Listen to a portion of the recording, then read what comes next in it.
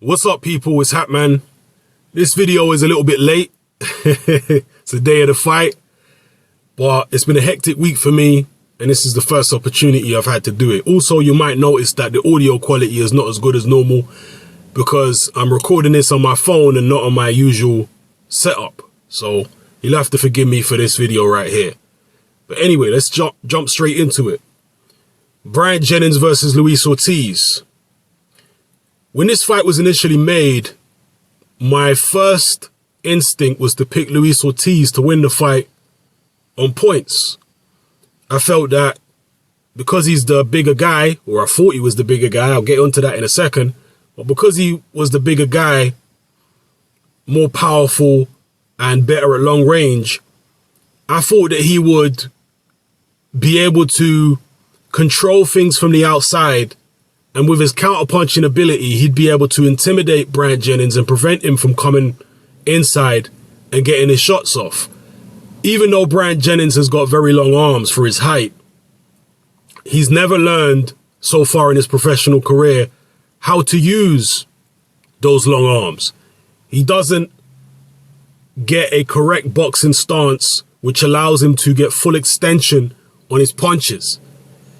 So because of that, I was thinking maybe Ortiz could keep him on the outside for most of the fight and just win the fight on intimidation. Even if he don't hurt Bryant Jennings significantly, even if he don't knock him out, he'll be able to just keep him on the back foot, keep him coming forward. You know, Bryant Jennings will occasionally launch some ragged attack that's not really very structured or very polished, and nothing significant will land. So I was thinking that's how the fight would probably go.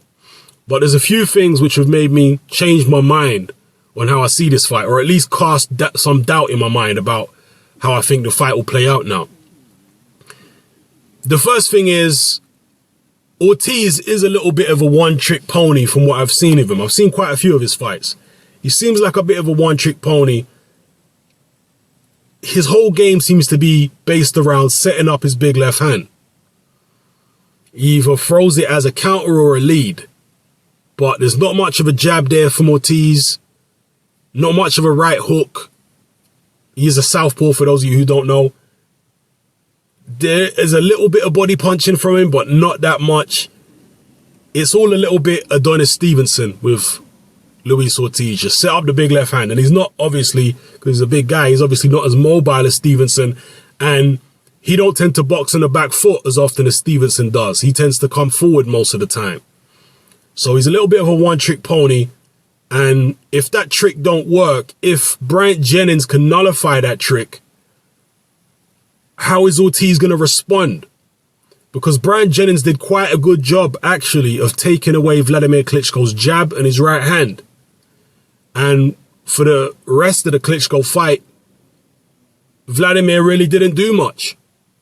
And Jennings was able to get on the inside and, you know, land a few decent shots here and there and work to the body.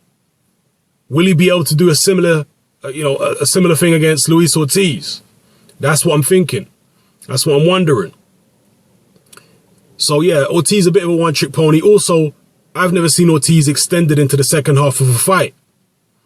And I suspect this fight will probably go long because Jennings is pretty cagey. And although Luis Ortiz is fairly aggressive early on in fights, I think Jennings' superior foot speed and his caginess, if he decides to be cagey, will allow him to at least get through the early rounds. And we know that Jennings has got good stamina, he's in tremendous condition, and he has rallied late in fights before to pull victory from the jaws of defeat. We saw that against another Cuban southpaw, Mike Perez, who was pretty much schooling Bryant Jennings early in the fight.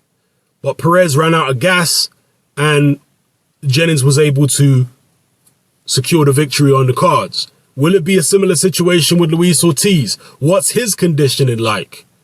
He certainly looks in better condition than Mike Perez, but there's a long, long history of these Cuban heavyweights being very, very lazy in the gym and not training the way that they're supposed to train for professional fights. For amateur fights, you can get away with it. And most of these Cubans have had incredible amount of amateur fights.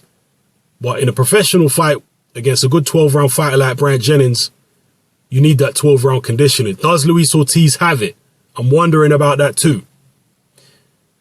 Also, there's the fact that Bryant Jennings has now got John David Jackson, a new trainer in his corner. Will John David Jackson be able to get Bryant Jennings to use his reach more effectively? Because Bryant Jennings tends to throw punches without getting full extension on them. He doesn't straighten his arm out fully when he's throwing his shots. He tends to square up as well. His stance is all wrong. I've spoken about this in previous videos about Bryant Jennings. Will, as I say, John David Jackson be able to address that in only one training camp and get him to fight more side on, use his jab more effectively, throw his right hand from long range effectively by getting the correct stance and the correct balance? It seems unlikely that he'll be able to do that to any great degree in one training camp. But when you've got an athlete like Bryant Jennings, who is a fantastic athlete, those guys tend to be able to make adjustments in terms of their stance and their style more easily than less athletic guys. In general, there's always exceptions, but that's just my observation over the years. But the biggest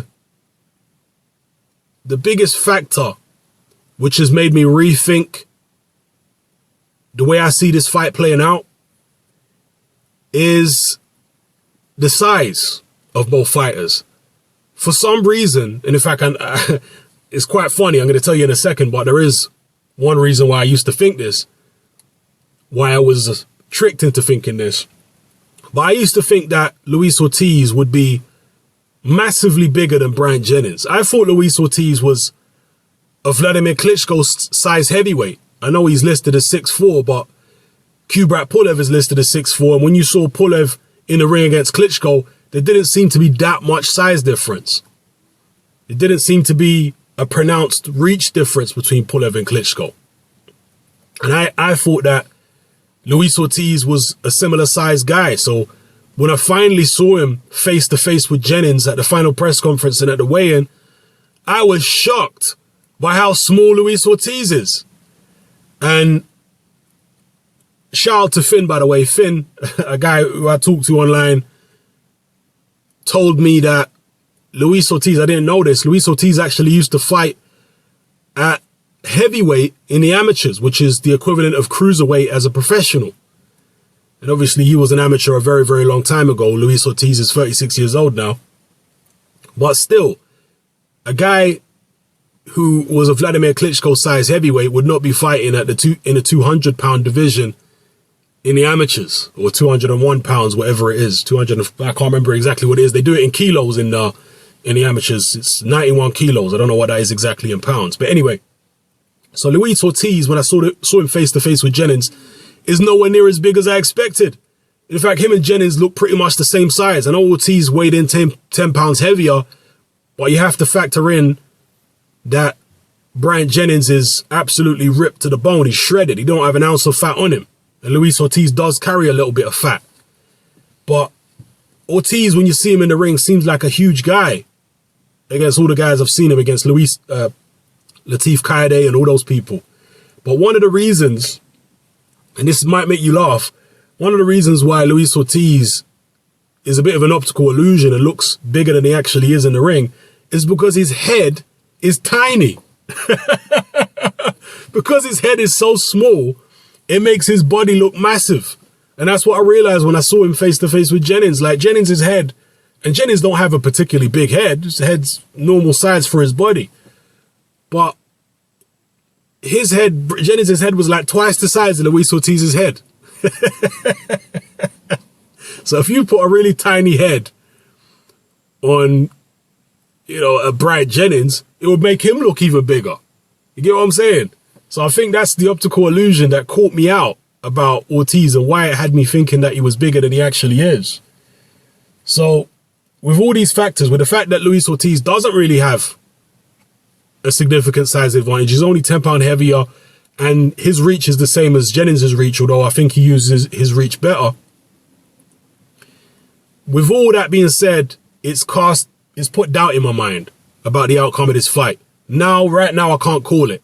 I really can't call it. I was leaning towards Ortiz on points, But given the fact he's actually not any bigger than Jennings, and I don't know what he's like in the second half of the fight, or second half of a fight. Don't know how his stamina will hold up. I can't call it, man. I can't call it. I'm just looking forward to seeing the fight. So I'm going to have to sit on the fence for this particular one based on what I've seen in the build-up. Let me know how you feel about this fight, people. Do you have a clear idea of who's going to win this fight in your heads? If you do, then I'll be very interested to know in the comment section below. I think most people, in fact, no, I would say from what I've seen, it seems to be split right down the line 50-50. Half of the people think Jennings is going to win. Half of the people think Ortiz. And most people think this fight is going to points. That's one thing I will say. I think this fight will probably go the distance. I see it going the distance. Whoever wins, I think it's going to go the distance. I think it's going to be very competitive, by the way. I see a competitive fight which will go the distance. God, it could be a split decision either way. A majority decision, who knows? But I got to sit on the fence in terms of picking an actual winner because it's I don't know. I just don't have a clear idea. You let me know if you do have a clear idea in the comment section below.